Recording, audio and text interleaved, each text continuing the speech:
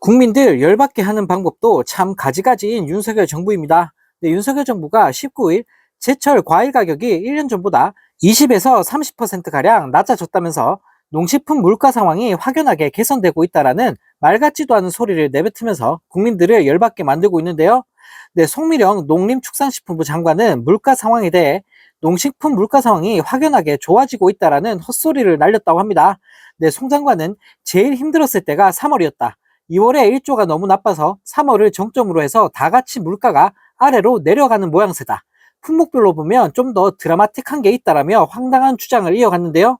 네, 한편 이 소식을 접한 네티즌들은 도대체 시장 조사는 어디서 하는 거냐?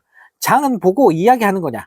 대통령이 저 꼴이니 밑에 인간들도 다 저 모양이지 라는 댓글을 달며 비판했다고 합니다. 네, 정말 어이가 없습니다. 물가가 좋아지고 있다는 소리는 도대체 무슨 근거로 하는지 모르겠는데요. 네, 물가 때문에 서민들은 하루하루 힘겹게 살고 있는데, 네, 장관이란 인간이 저런 말이나 하고 있으니, 네, 정말 기가 찰 따름입니다. 네, 또 다른 소식입니다. 한국언론진흥재단이 매년 발행해온 영국 로이터 저널리즘 연구소 디지털 뉴스 리포트 한국어판 보고서를 올해 내지 않기로 하면서 논란이 확산되고 있습니다. 네, MBC가 2년 연속 한국 매체 신뢰도 조사에서 1위로 나타나자 이를 숨기려는 의도가 있는 것 아니냐는 지적이 쏟아져 나오고 있는데요.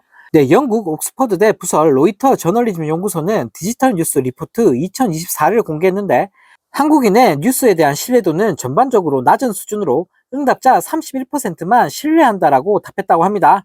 네, 매체별 신뢰도는 MBC가 지난해에 이어 올해도 1위로 나타났고 YTN이 그 뒤를 이었다고 하는데요. 네, 특히 불신도 조사에선 조선일보가 39%로 1위를 기록했고 이어서 TV조선이 37%, 중앙일보와 동아일보가 각각 32% 순이었다고 합니다. 네, 한국의 조사 참여 기관인 언론재단은 통상 원문 보고서가 나오는 6월에 정기 간행물인 미디어 이슈 리포트를 내고 한국 언론 신뢰도 조사 등 주요 결과를 요약해 보도자료로 배포하고 보고서 번역본을 발간해 왔었는데요. 네, 하지만 올해 조사에 대해선 아예 분석 자료나 관련 보도 자료를 내지 않기로 결정을 해버린 겁니다. 네, 언론재단은 지난해에도 MBC가 신뢰도 조사 1위라는 내용이 포함된 보고서 대목을 통째로 삭제한 번역본을 공개하면서 큰 파문이 일었었는데요. 네, 한편 이 소식을 접한 네티즌들은 재단 이사장이 조선일보 출신의 한나라당 출신? 참 공정하다 공정해. MBC 신뢰도 1등 하니까 바로 입틀막 들어가네. 겁나 치사하다 진짜라는 댓글을 달며 조롱했다고 합니다. 네, 정말 어이가 없습니다. 언론재단이란 것들이 중립은커녕 윤 대통령 눈치만 보고 대놓고 헛짓을 하고 있으니 애완견 소리를 듣는 거 아니겠습니까? 네, 자랑스럽던 대한민국이 어쩌다 이 지경이 됐는지 모르겠습니다.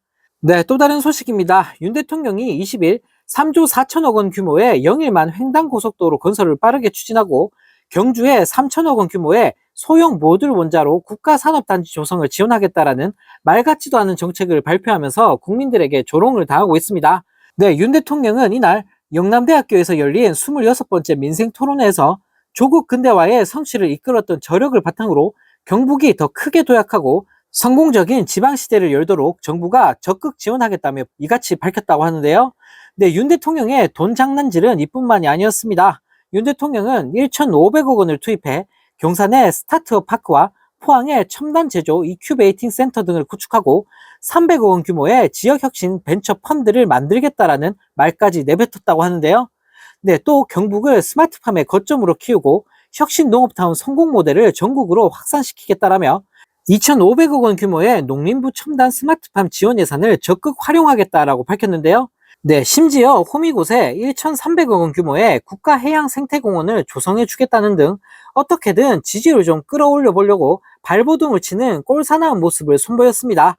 네, 한편 이 소식을 접한 네티즌들은 저 고속도로 근처에 땅 조사 무조건 해야 된다.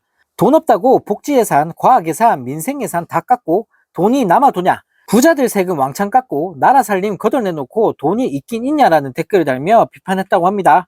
네, 정말 어이가 없습니다. 나라 살림 박살내놓고 도대체 무슨 돈으로 저런 걸 하겠다는 걸까요? 네, 입만 살아가지고 지키지도 못할 정책만 남발하고 있으니 정말 기가 찰 따름입니다.